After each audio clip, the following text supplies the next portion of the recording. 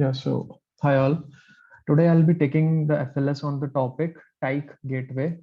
Okay, so these are the contents for today. What is Tyke Gateway? The APIs provided by Tyke Gateway, secret storage, how is it handled in Tyke Gateway, the limited traffic and reducing latency in Tyke Gateway, security and distributed tracing. Okay, then we'll have a small demo of it. Okay, so what is Tyke Gateway? So Tyke is an open source API gateway, right, which supports REST, GraphQL, TCP, and gRPC protocols. Okay, so Tyke has an open source variant as well as an enterprise variant available. And the open source variant, as we can see in this diagram, has a lot of out of the box features itself, like it supports all of these types of uh, REST, GraphQL, HTTP, and gRPC, and as well as it has options for the authentication, authorization, custom plugins and function, analytics and tracing, caching, and other functions, right? As we can see here, and it supports most of the cloud infrastructures, right? AWS, Azure, Docker, all of them, right? So it acts as an API gateway between the backend services and the UI, right? So the Tyke gateway, it's built on Go language, and it does not depend on any legacy proxy underneath. That is that it does not has any third-party dependencies other than Redis, okay, which it uses for the distributed tracing and token storage, like token storage for authentication for that, and the distributed trace limit, rate limiting. Only for that it uses Redis. Other than that, it does not has any third-party dependency. Okay, so coming to the Tyke Gateway API. All right, so the Tyke Gateway provides us a feature of actually using the APIs which it has inbuilt in it to add our APIs into it. Like for exposing our APIs, it has provided some inbuilt APIs to us using which we can expose our APIs. Okay, so the Tyke Gateway APIs primarily means for integrating your application with Tyke API Gateway system. Okay, so this API is very small and has no granular permission system. Okay, so it only needs a small secret to run, which we actually define in a config file. And using that, we can use these APIs. These are for internal use only to expose the APIs on Tyke Gateway. Okay, so it is capable of managing session objects, managing and listing API definitions, hot reloading, or of a cluster configuration. Like it supports hot reloading as well, and the OAuth client creation. Okay, and to use the gateway API, we have to set a secret param, as I mentioned, in the tyke.conf file, and it needs to be passed in as a header. The xtyke authorization header needs to be passed with that value of the secret, and then we'll be able to use these APIs. So this is an API which is provided, sample API which is provided on their website, and this API actually is used to get one of the exposed APIs using the API ID. So it's an example for that. Okay, so coming to the next point, the secret storage and Tyke gateway. So Tyke gateway supports storing secrets in the key value system, such as Vault and Console. So Vault and Console, these are secret storage systems which are used along with Kubernetes and other cloud computing cloud systems. So they provide us with the capability of storing secrets in key value, and Tyke gateway also has the support for that. All right, so it allows us for ease of updating the secrets across multiple machines rather than having to manually update every one of them. And what it helps us with is that it creates proper separation of concern. Okay, so the developer will not have access to these secrets, and these may be set up by the DevOps team or someone authorized to do that, all right, in the key value store. So the developer has no need to know what the actual production secrets are, and they can be separated. So Tyke supports that using Vault or Console. Okay. So it also has the feature for limiting the traffic that is coming through the UI, as well as reducing the latency. Okay, so what Tyke has it that it has a built-in quota and rate limiting mechanism. Okay, so this ensures that the APIs are secure, and so we can manage and monetize traffic to and from the APIs. Okay, so we can actually limit the amount of times the API gets hit, and we can monetize that traffic as well.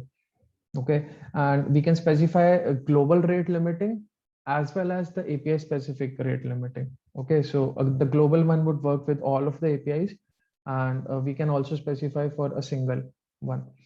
So what is a quota? The quota is similar to the rate limit only, but it allows a certain number of requests through in a time period. Okay, so the difference is that only that these periods, the time periods that we're talking about, they are much longer in than those in the rate limiting. Okay, so if we have a user and it only has allowed 10,000 requests to the API per month, we can create a key that has no rate limiting but will disallow access once the quota is empty. Okay, so it will only allow 10,000 requests per month to the user if we set the quota for that API, and Tyke will automatically reset it after that time period. Okay, so it also supports forcing request limit, size limit at the API and individual endpoint. So we can actually limit the size of the request also that we allow to pass through a gateway, and this helps us in avoiding security problems and much load that a hacker can send a lot of data in the same API, and we can limit that using Tyke. All right, so this limit that is set during the API, when we expose the API, it is set in bytes. Okay, and for reducing the latency, Tyke supports various way of caching the request. So what Tyke does is that once the request gets hit, it caches all the safe requests, and we can like manually set exactly which endpoint pattern to cache. We can also set that in the configuration of Tyke. Okay, so coming to security in Tyke. So Tyke stores all of the API tokens and the session objects in the Redis DB. So as I mentioned that it is the only third-party dependency needed for Tyke, and it stores all these API tokens and session objects. So because of this, Tyke will by default obfuscate the tokens in Redis using a key hash. So all these tokens are stored in the Redis in the format of a key hash so that they are not easily human readable. Okay. And the Tyke also supports TLS connections and MTLS, that is the mutual TLS. And all TLS connections, they also support HTTP2 if needed. And Tyke also supports Let's Encrypt. So Let's Encrypt is also an encryption facility tool provided. And with mutual TLS, what happens is that the communication between the APIs is like secured. Okay, and like as the part of mutual TLS, we can also create a whitelist of the trusted certificates. Okay, so we can actually whitelist which certificates should be allowed while defining the mutual TLS, and also certificate pinning can be done. What is certificate pinning? Is that it whitelists the keys also that are used to generate the certificate, that the certificates generated using that particular keys only would be allowed to call the API.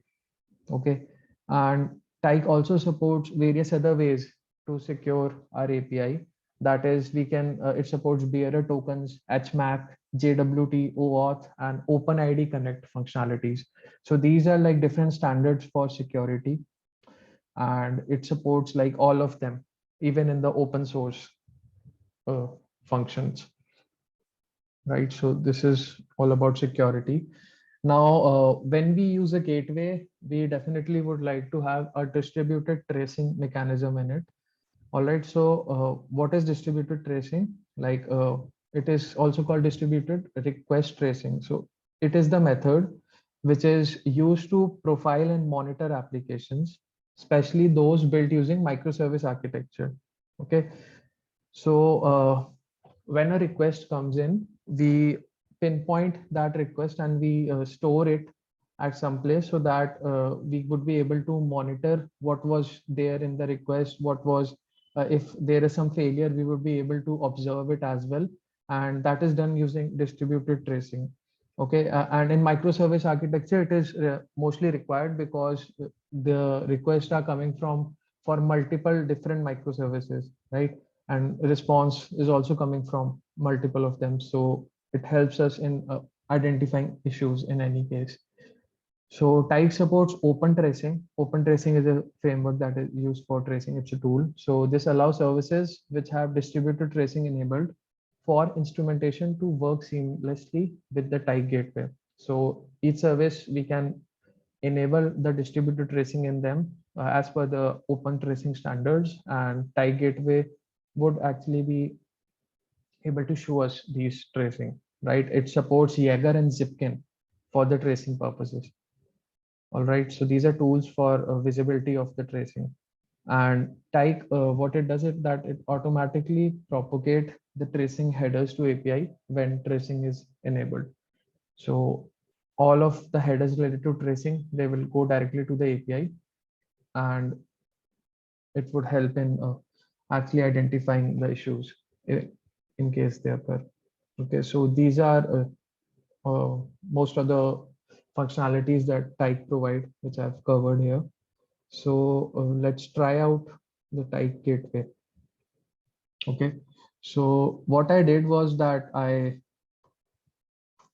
downloaded the Docker image for Tyke gateway, and here I can see that it has provided me with a Docker file, and here is the Docker compose YAML, and here are some of the files which are used, the config files for Tyke. Okay, so currently I'm running Tyke on my system, so I'll be using the standalone conf for that. Okay, I'll be using Docker compose to run it. So let's run Tyke gateway. Okay, so our gateway has started. All right. Now we can verify that by like using, I've exposed it on the 8081 port. Okay. Let me check. Okay, so it's working. So as I was telling that Tyke provides us APIs which are used to actually expose our APIs, right? So like this is an API which loads all of the exposed APIs which I have put in Tyke. All right. For example, like this is a Hello World API. Okay. So this is a Hello World API. The API ID is Hello World. So I can also use call the just load this particular API using this API ID. And here we can see it has a lot of functionalities. Like if I want to use OAuth2, I just need to turn it true. All right. Currently it is use keyless. So right now I am providing no authentication, and by default it just runs using keyless. All right. So these are auth parameters if I need to pass. And the main thing is this proxy part. All right. So here I have provided the listen path, and here is the target URL. So my target URL is http:/bin.org/IP, right? So I have exposed this API already, and we can actually run it.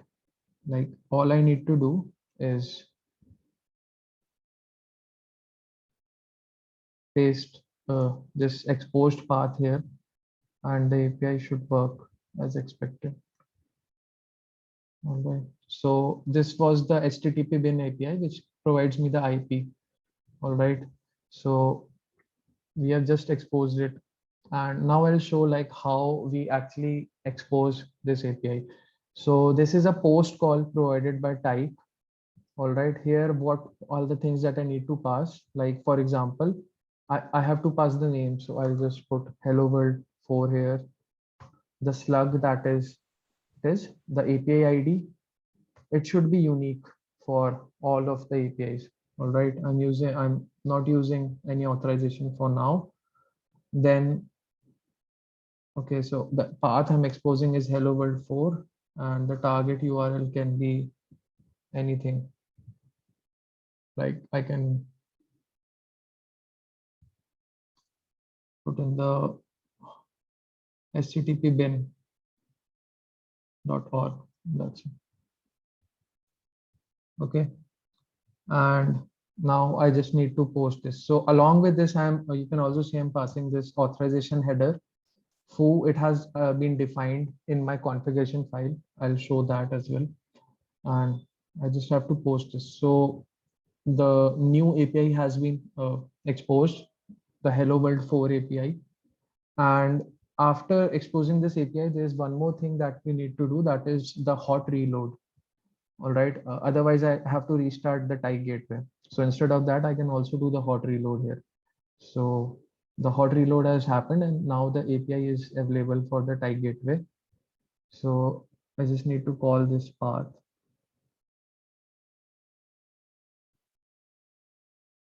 Level 4.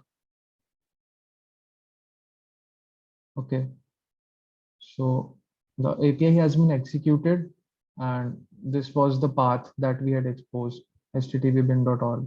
So we've got the response accordingly. So these are the basic APIs for exposing any API in TIE gateway. And also we can provide authorization as I showed there. So coming to the files, I'll show you the type standalone conf. Okay.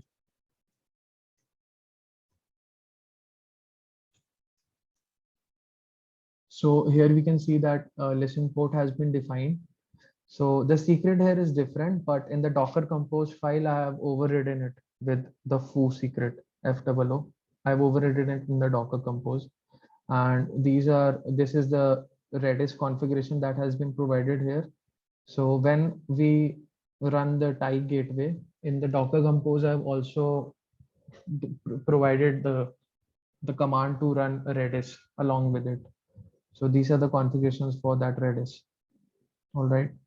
So all of the like configurations related to type are provided in this file, standalone file.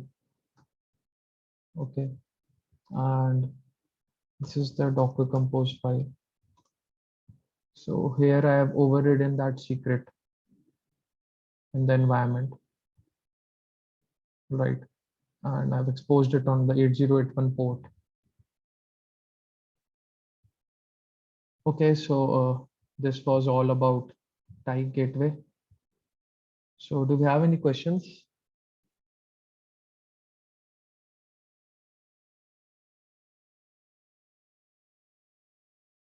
Okay.